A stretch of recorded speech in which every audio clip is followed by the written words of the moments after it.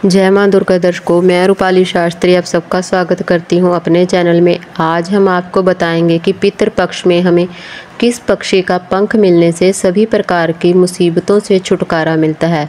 अगर इस पक्षी का पंख हमें पितृपक्ष में मिल जाए तो हमें उसे घर पर किस जगह रखना चाहिए और किस विधि पूर्वक से उसे घर में रखने से हमें शुभ फल प्राप्त होता है। जैसे हम सब लोग जानते ही हैं कि पितृदोष के कारण हमें बहुत सी मुसीबतों का सामना करना पड़ता है और हम यह सब कार्य अच्छे से करते हैं, मगर कई बार फिर भी हमारी कुंडली में पितृदोष निकल ही आता है।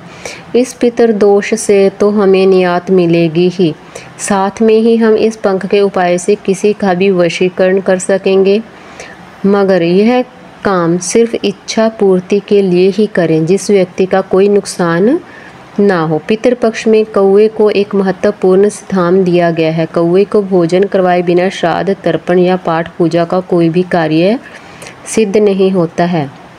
वैसे तो कौवे इधर उधर घूमते मिल जाते हैं, पितृपक्ष में कई बार मुश्किल से ही इनका आना जाना हमारे घर पर होता है। अगर हम छत पर भोजन रखते हैं तो यह आते हैं, वरना इधर उधर भोजन की तलाश में लगे रहते हैं। कौवे का दिमाग इंसान की तरह काम करता है और इनकी नज़र बहुत ज़्यादा तेज होती है। अगर कोई इंसान इन्हें नुकसान पहुंचाता है तो यह उस इंसान को अपना बदला लेने के लिए एक झुंड में इकट्ठा होकर आते हैं और उसे याद रखते हैं। उस इंसान का घर से निकलना मुश्किल कर देते हैं। आइए अब आपको बताते हैं आपको पंख का उपाय। इन दिनों मतलब पितृपक्ष के दिनों में अगर आपको कौवे का पंख मिल जाए तो बहुत ही शुभ माना जाता है। अक्सर हमने देखा है कि पक्षियों के पंख इधर उधर गिरे हुए दिखाई पड़ जाते हैं, मगर पितृपक्ष में हमें कौवे का पंख मिलना थोड़ा मुश्किल ही होता है, क्योंकि सभी लोग कौवे के पंख की निगरानी में रहते हैं कि कब कौवे का पंख मिले और वह उसे उठा ले। इसलिए अगर आप भी पितृपक्ष में कौवे के पंख को हासिल कर सकते हैं तो बहुत ही शुभ होगा आपके लिए। कौवे के पंख से अगर आप इस उपाय को कर लें तो यह चमत्कारी उपाय आपकी ज़िंदगी बदल कर रख देगा। कौवे के पंख के चमत्कारी इस उपाय को करने से जीवन में कभी भी कोई व्यक्ति आपका बाल भी बांका नहीं कर सकता। इसके द्वारा किया गया वशीकरण भी बहुत ज़्यादा शक्तिशाली माना जाता है।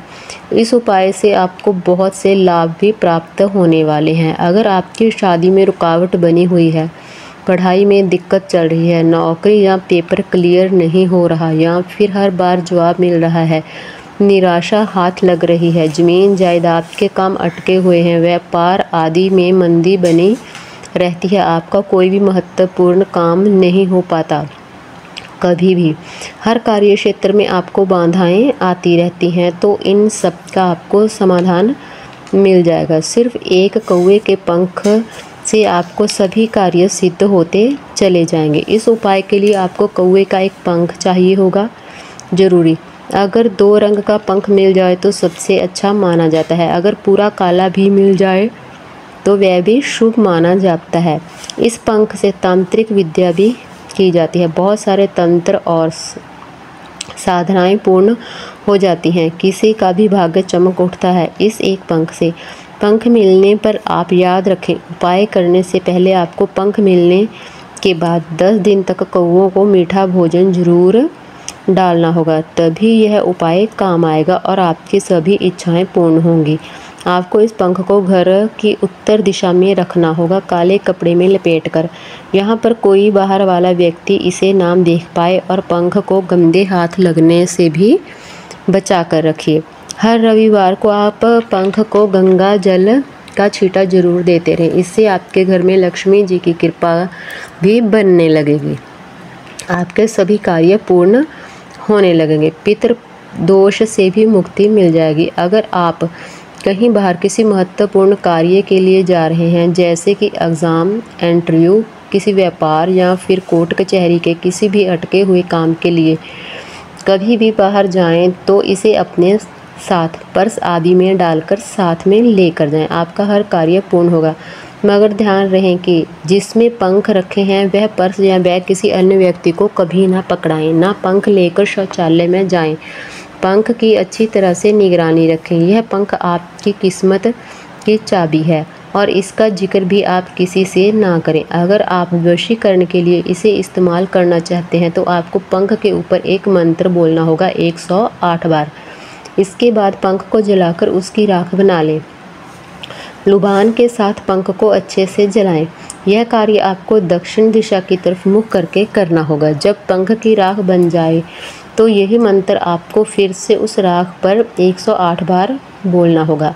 अब इस राख का आपको लगातार 7 दिन तक तिलक करना होगा और यही मंत्र तिलक करते वक्त भी आपको 7 बार बोलना होगा। ऐसा करने से सब लोग आपकी बातें मानने लगेंगे। आपका प्रभाव सामने वाले व्यक्ति पर पड़ना शुरू हो जाएगा। सभी जन आपसे मोहित होना शुरू हो जाएंगे। इसके बाद आप इस राख को जब चाहे तब इस्तेमाल कर सकते हैं। पितृपक्ष के दिनों में ही आप यह पंख हासिल करें और इसको ज़रूर सिद्ध कर लें। आइए अब आपको बताते हैं मंत्र जो आपको पंख के ऊपर बोलना है जलाते वक्त और जलाने के बाद राख के ऊपर और तिलक लगाते वक्त। याद रहे, पंख के ऊपर आपको 108 बार बोलना है, राख के ऊपर भी 108 बार बोलना है, मगर जब आपको तिलक लगाना है तो इस मंत्र को सिर्फ 7 बार ही बोलना है। तो ध्यान से सुने, मंत्र है इस प्रकार: ओम काक भुषुंडी नमः सर्वजन मोहे मोहे वश्य वश्य कुरु कुरु स्वाहा। तो यह वह मंत्र जिसे आपको बोलना है। यह उपाय करते ही आपको किसी की जन का वशीकरण आसानी से कर सकते हैं। तो यह था कौवे के पंख का चमत्कारी उपाय जो आपको भी भाग्यशाली बना देगा। आपको हमारी जानकारी कैसी लगी हमें कमेंट कर ज़रूर बताएं। जिन लोगों ने अभी तक हमारा चैनल सब्सक्राइब नहीं किया कृपया वो चैनल को सब्सक्राइब कर लें, लाइक कर लें, कमेंट कर लें और शेयर कर लें। जय माँ दुर्गा।